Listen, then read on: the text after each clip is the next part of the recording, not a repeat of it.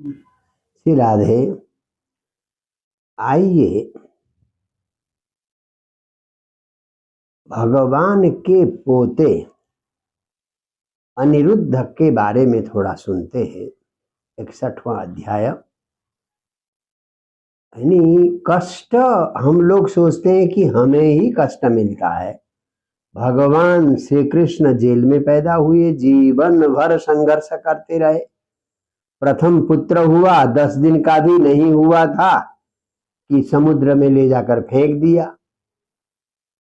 और जब पोता हुआ अनिरुद्ध, अनिरुद्ध को भी सोते हुए उठाकर ले गए। आसुरी शक्ति दैवी शक्ति के ऊपर हावी होना चाहती है। आइए, बाणासुर था, ये बलि के 100 पुत्रों में से सबसे बड़ा पुत्र था बाणासुर।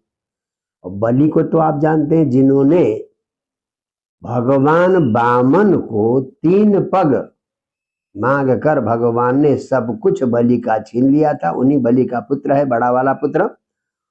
और बाणासुर भगवान शंकर का परम भक्त था। तो कहते हैं सहस्र बाहुबाद्य न तांडवे तो शयन मृणम। तो हजारों भुजाएं थी उसकी, तो उसने अलग अलग बाजे बजाकर, भगवान जब तांडव नृत्य करते थे तो उसके बाजा बजाने से भगवान बड़े प्रसन्न हो गए। और भगवान ने कहा कि वरदान मांगो। बड़ा भक्त था, तो उसने कहा कि जी हमारे शहर की रक्षा का जिम्मा आप बताइए। कैसे कैसे भक्त हो गए। पिता बलि के रसातल में तो गेट कीपर बने हैं हमारे भगवान वामन, और पुत्र के शहर के रखवाले बने हैं भगवान शंकर। इन कथाओं का अर्थ केवल ये है, भक्त के बस में होते हैं भगवान। चाहे भगवान कृष्ण हो, भगवान राम हो, भगवान विष्णु हो, भगवान शंकर हो, भक्त के अधीन होते हैं। जैसा भक्त वैसा ही होते हैं। तो भगवान बाणासुर की नगरी की रखवाली करते थे, और बाणासुर की नगरी की रखवाली करते थे। तो एक बार वो बाणासुर आया भगवान के पास। प्रभु, आपने मुझे 2000 भुजाएं दी है, 2 सहस्रम त्वया दत्तम परम भाराय में भवत। ये 2000 भुजाएं मेरे लिए केवल बोझ हो गई है, भार हो गई है। त्रिलोक्यम पतियोद्धारम न लेवे, तीनों लोग में मेरे से कोई लड़ ही नहीं सकता, लड़ता ही नहीं। केवल आप ही लड़ सकते, कोई दूसरा लड़ नहीं सकता। बताइए। आकर कहता भगवान आप मेरे उपास्य, आप ही मेरे से 2-2 हाथ कर लीजिए। तो भगवान को थोड़ा सा, और कहता कि क्या हुआ कि मैं गया स्वर्ग में, और स्वर्ग में आद्यायम चूर्ण जाकर पर्वत तोड़ने लगा, तो सारे देवता डर के मारे सारे भग गए। तो अब आप ही हैं जो मेरे साथ युद्ध कर सकते हैं। भगवान समझ गए इसको युद्ध, अब जिसकी रक्षा का भार लिया है भक्त है, भक्त और भगवान का कहीं युद्ध होता है क्या। भगवान को आया थोड़ा सा क्रोध। तो तच्छ्रुत्वा भगवान क्रुद्ध केतुस्ते भज्यते यदा।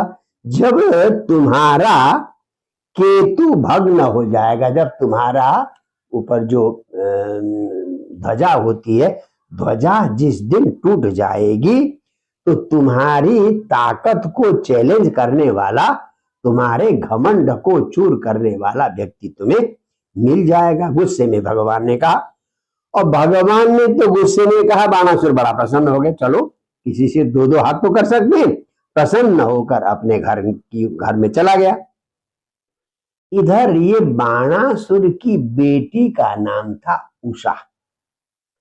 और उषा ने एक रात को स्वप्न में प्रद्युम्न के पुत्र अनिरुद्ध को स्वप्न में देखा।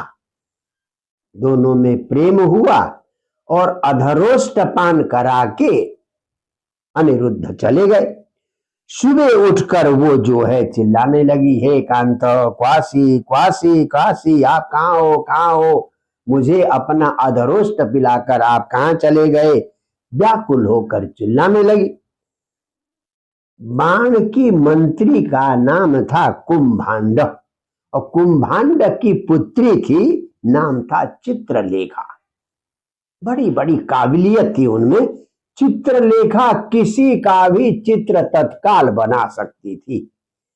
तो उसने कहा कि जी क्या हुआ सखी, तो कहा कि जी एक बड़ा सुंदर युवक मिला स्वप्न में, और हम प्रेम कर रहे थे, अधरोष्ट पान कराया, फिर लुप्त हो गया। अच्छा, तो चलो देखो, देवताओं का, सब मनुष्यों का, सबका जो है चित्र बनाया, ये है, ये भी नहीं, ये भी नहीं, ये भी नहीं, ये भी नहीं।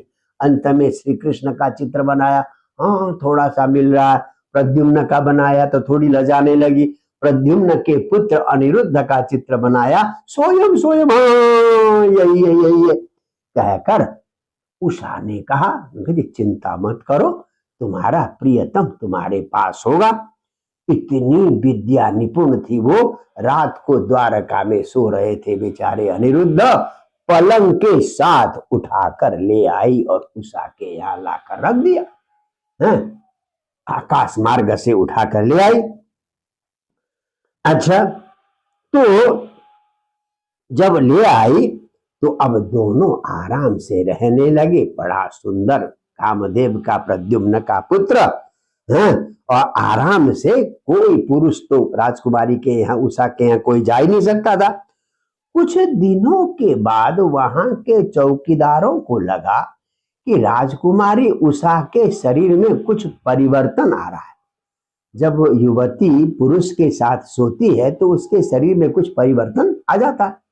तो उन्होंने महाराज से, बाणासुर से कहा कि प्रभु, हम लोग तो बिल्कुल सावधानी से ड्यूटी निभा रहे हैं, कोई भी पुरुष राजकुमारी के कमरे के अंदर जा नहीं सकता, पर आपकी राजकुमारी का, आपकी पुत्री का कुछ लक्षण अलग सा दिखता है, कहीं किसी पुरुष के साथ संबंध है, ऐसा द्वारपालों ने कहा कि अच्छा। कहकर सीधा अब अपनी बेटी के कमरे में जाने में तो कोई हर्ज नहीं। बेटी के कमरे में गया तो जाकर देखता क्या है, परितः कन्यकागारम प्राप्तो दाक्षित यदुद्भवम। जो कन्यका आगारम परितः अगात, तो कन्या के घर कमरे में जब गया, वहां जाकर क्या देखता है कि एक सुंदर युवक के साथ अपनी बेटी बैठी हुई है। कामात्मजम तम भुवनैक सुंदरम श्यामम पिशंगांबरमंबुजे क्षणम, एकदम कामदेव का पुत्र है। भुवन एक सुंदरम, त्रिभुवन में एक नंबर का सुंदर है, और कमल की तरह आंखें हैं। तो वो बड़े महासंस्कार आपस में बात कर रहे हैं। तो दिव्यंतमक्ष, और दोनों बैठकर जुआ खेल रहे, गोटी खेल रहे दोनों, उषा और वो युवक। तो जब देखा कि भाई कोई आ गया है, तो फौरन अनिरुद्ध उठे और मौरवी नाम का जो युद्ध का हथियार है वो लेकर तैयार हो गए। तैयार हो गए, इनको पकड़ना चाहते थे इनकी सेनाएं, बाण की सेनाएं, परंतु सबको मार कर भगा दिया। अंत में बाण ने सोचा कि ये तो बड़ा बलवान है, तो स्वयं नाग पास से उसको बांध दिया। किसने बांधा? बाणासुर ने नाग पास से अनिरुद्ध को बांध दिया। तो इस प्रकार से तो ये हर्षक बचने का प्रयास किया, परंतु बांध लिया और जेल में ले जाकर डाल दिया। बेटी रो रही थी। तो ये बाणासुर ने भगवान के पोते अनिरुद्ध को तो इस प्रकार से बांध दिया। ये बहुत ही विचित्र कहानी है। बाणासुर की नगरी शोणितपुर कहलाती है। आजकल भी आसाम में शोणितपुर नाम का जिला है। तो शोणितपुर का रहने वाला था बाणासुर।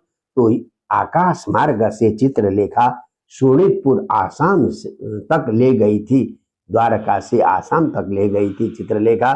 तो ये बड़ी विचित्र और दिव्य कथा कहने का मतलब है अच्छे अच्छे लोगों को भी कष्ट और फरेब से जूझना पड़ता है। तो जय जय श्री राधे।